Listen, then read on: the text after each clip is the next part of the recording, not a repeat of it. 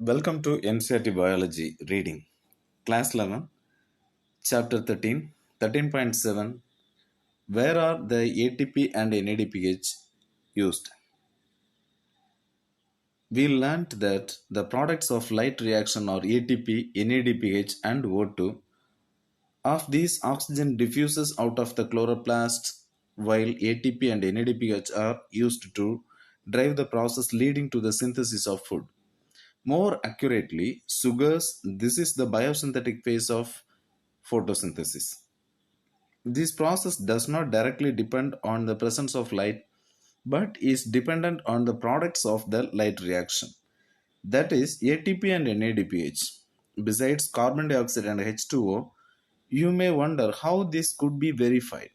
It is simple. Immediately after light becomes unavailable, the biosynthetic process continues for some times and then stops. If then light is made available, the synthesis starts again. Can we hence say that calling the biosynthetic phase as the dark reaction is a misnomer? Discuss this amongst yourselves. Let us now see how ATP and NADPH are used in the biosynthetic phase.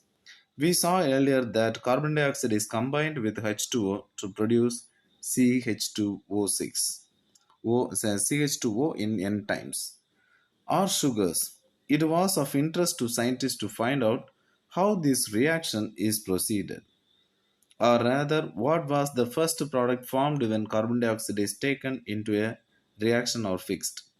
Just after World War II, among the several efforts to put radioisotopes to beneficial use, the work of Melvin Calvin is exemplary.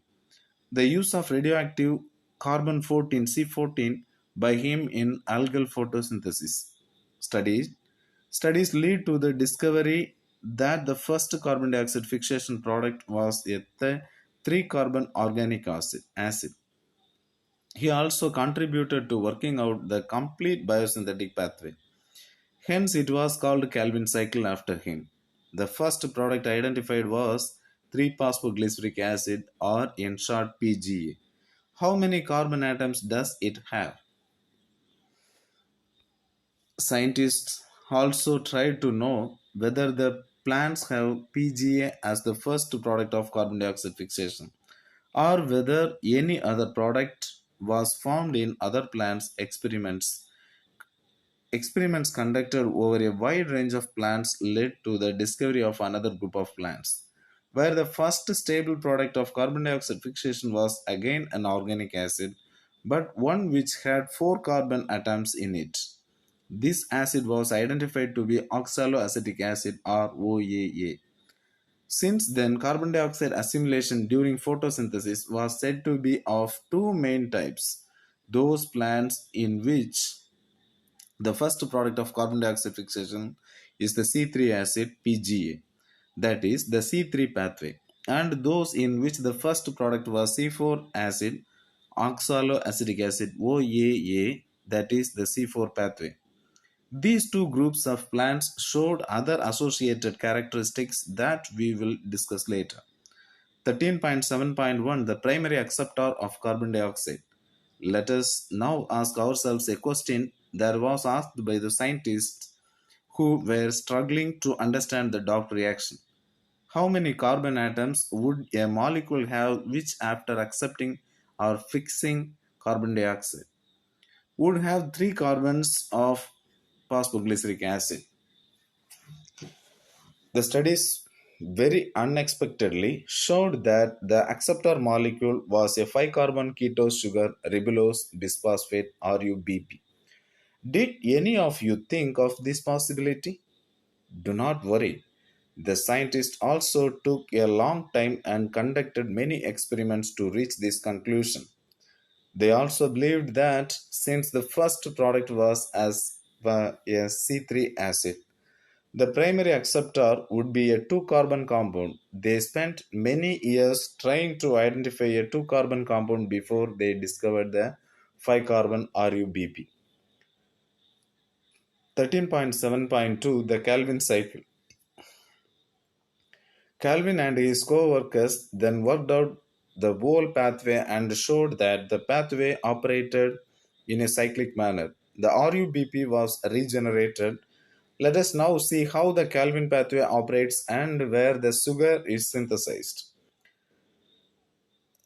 Let us at the outset understand very clearly that the Calvin's pathway occurs in all photosynthetic plants. It does not matter whether they have C3 or C4 or any other pathways. Figure 13.8.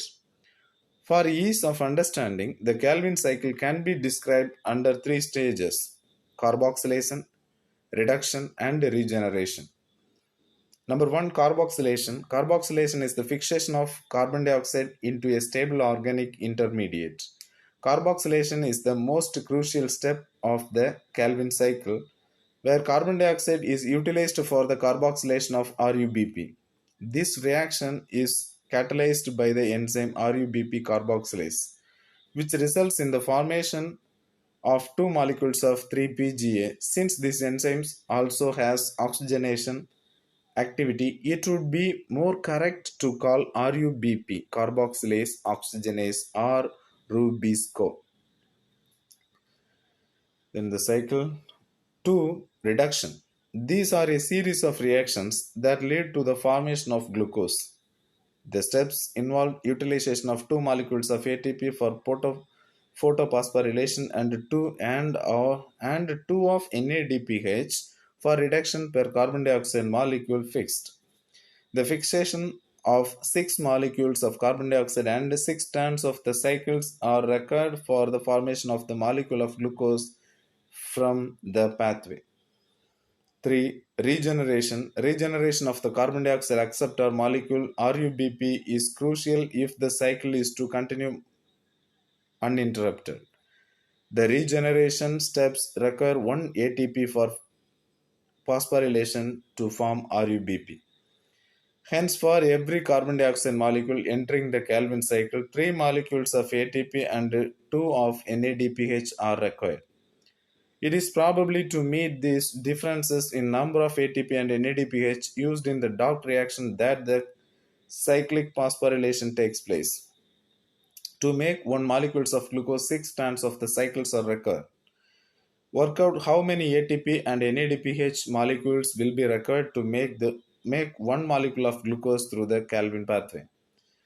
It might help you to understand all of this if we look at what goes in and what comes out of the Calvin cycle.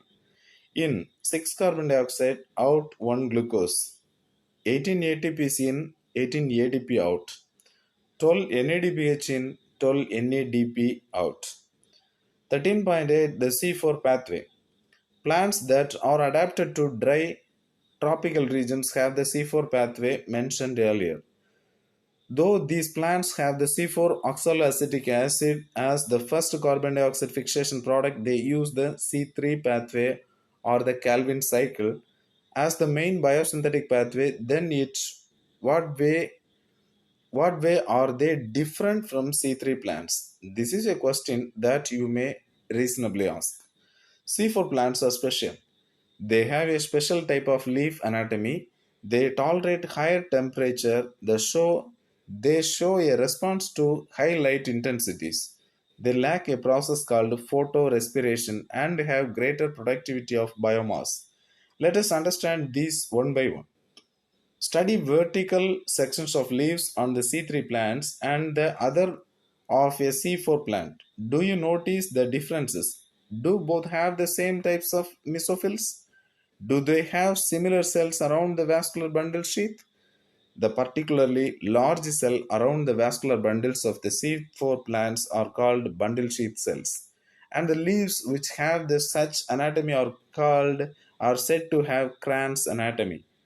Crayons mean wreath and is a reflection of the arrangement of cells. The bundle sheath cells may form several layers around the vascular bundles.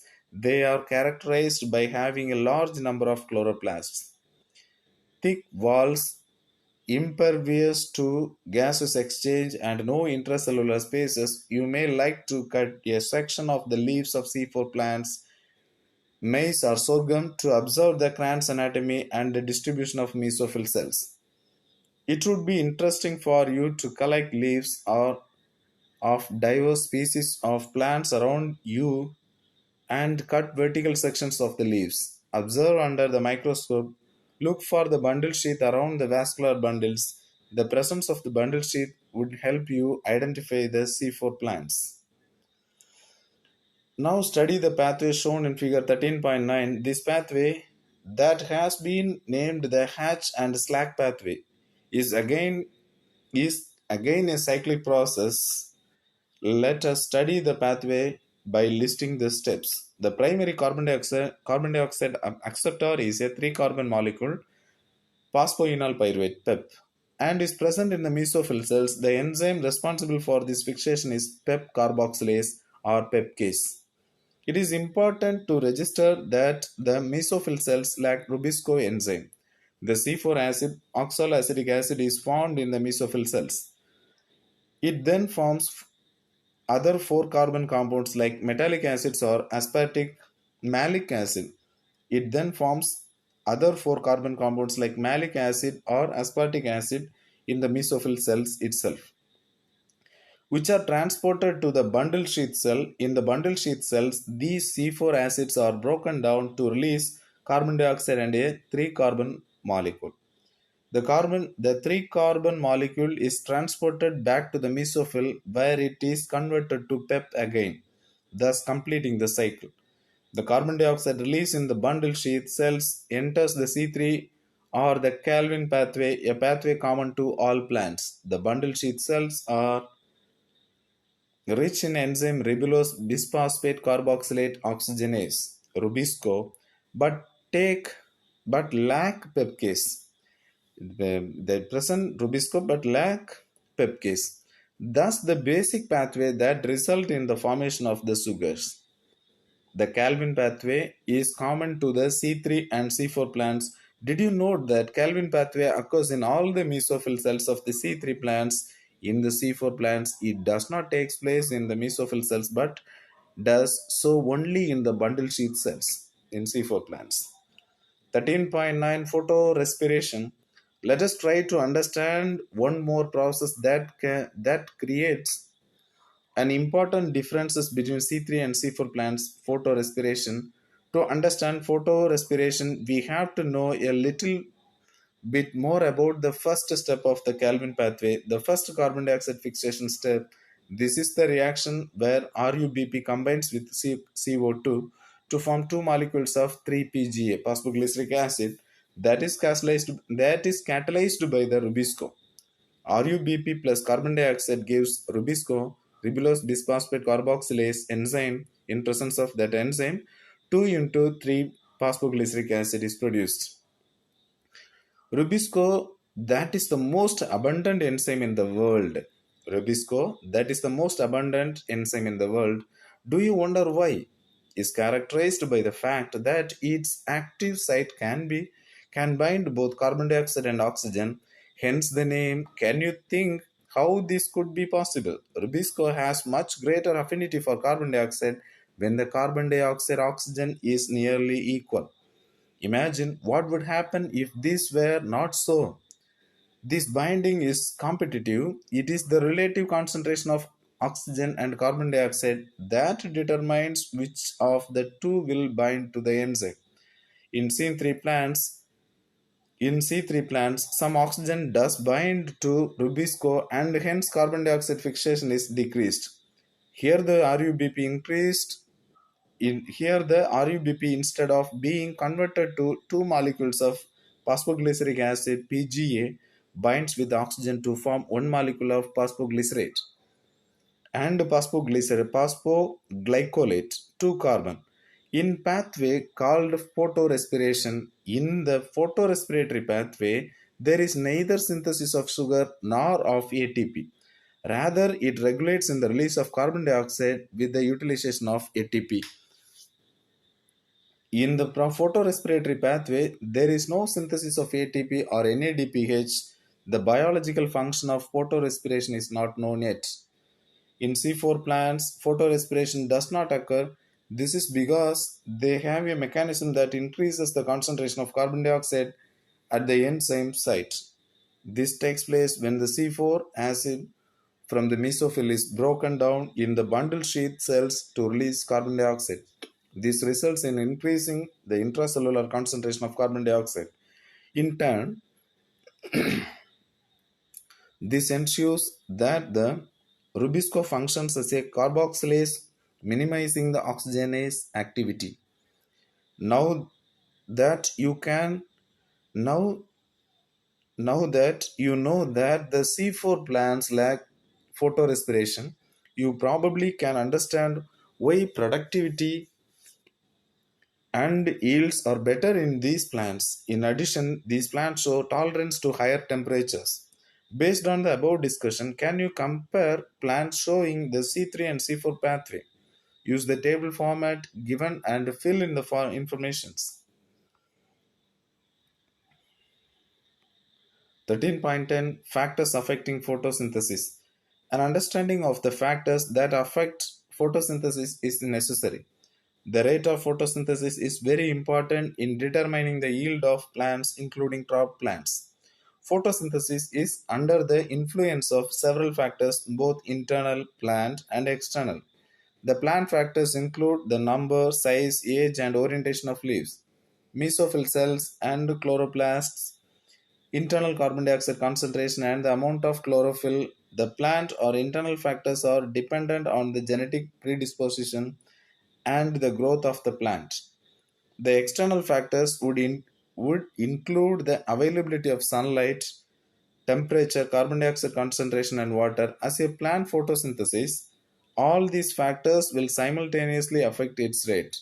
Hence, through several factors instead and simultaneously affect photosynthesis or carbon dioxide fixation. Usually, one factor is the major cause or is one that limits the rate or is one that limits the rate. Hence, at any point in rate will be determined by the factor available at suboptimal level. When several factors affect any biochemical process, Blackman's 9005 law of limiting factors comes into effect. This states the following: if a chemical process is affected by more than one factor, then its rate will be determined by the factor which is nearest to its minimal value. It is the factor which directly affects the process if its quantity is changed. For example, despite the presence of a green leaf and optimal light and carbon dioxide conditions, the plant may not photosynthesize if the temperature is very low. This leaf, if given the optimal temperature, will start photosynthesizing. 13.10.1 Light. We need to distinguish between light quality, light intensity, and the duration of exposure to light. While discussing light as a factor that affects photosynthesis, there is a linear relationship between incident light and carbon dioxide fixation rates at low light intensities. At higher light intensities, gradually the rate does not show further increase as other factors become limiting. Figure 13.10. What is interesting to note is that light saturation occurs at 10% of the full sunlight. Hence, except for plants in shade or in dense forest, light is rarely a limiting factor in nature. Increase in incident light beyond a point causes the breakdown of chlorophyll and a decrease in photosynthesis. 13.10.2 Carbon dioxide concentration. Carbon dioxide is the major limiting factor for photosynthesis. The concentration of carbon dioxide is very low in the atmosphere, between 0.03 and 0.04%. Increase in concentration up to 0.05% can cause an increase in carbon dioxide fixation rates. Beyond this, the levels can become damaging over longer periods. The C3 and C4 plants respond differently to carbon dioxide concentration. At low light conditions, neither group responds to carbon dioxide conditions. At high light intensities, both C3 and C4 plants show increase in the rates of photosynthesis. What is important to note is that the C4 plants show saturation at about 360 microliter microliter per liter, while C3 responds to increased carbon dioxide concentration and saturation is seen only beyond 450 microliter per liter. Thus, current availability of carbon dioxide levels is limiting to the C3 plants. The fact that C3 plants respond to higher carbon dioxide concentration by showing increased rates of photosynthesis leading to higher productivity has been used for some greenhouse crops such as tomatoes and bell pepper. They are allowed to grow in carbon dioxide enriched atmosphere that leads to higher yields. 13.10.3 temperature, the dark reaction being enzymatic or temperature controlled. Though the light reaction are also temperature sensitive, they are affected to a much lesser extent. The C4 plant the C4 plants respond to higher temperature and show higher rate of photosynthesis, while C3 plants have a much lower temperature optimum.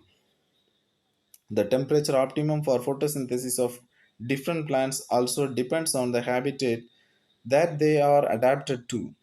Tropical plants have a higher temperature optimum than the plants adapted to temperature climates.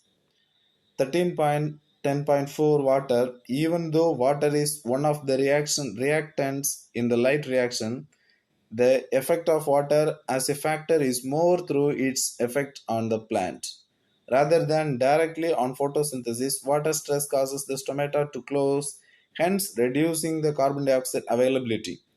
Besides, water stress also makes leaves with, thus reducing the surface area of the leaves and their metabolic activity as well. Summary: grain plants make their own food by photosynthesis. During this process, carbon dioxide from the atmosphere is taken in by leaves through the stomata and used for making carbohydrates, principally glucose and starch. Photosynthesis takes place only in the green parts of the plants, mainly the leaves. Within the leaves, the mesophyll cells have a large number of chloroplasts that are responsible for carbon dioxide fixation. Within the chloroplast, the membrane are sites for the light reaction, while the chemosynthetic pathway occurs in the stoma. In the stroma. Photosynthesis has two stages, the light reaction and the carbon fixation reactions. In the light reaction, the light energy is absorbed by the pigments present in the antenna and funneled to special chlorophyll A alpha molecules called reaction center chlorophylls. There are two photosystems, PS1 and PS2, photosystem 1 and photosystem 2.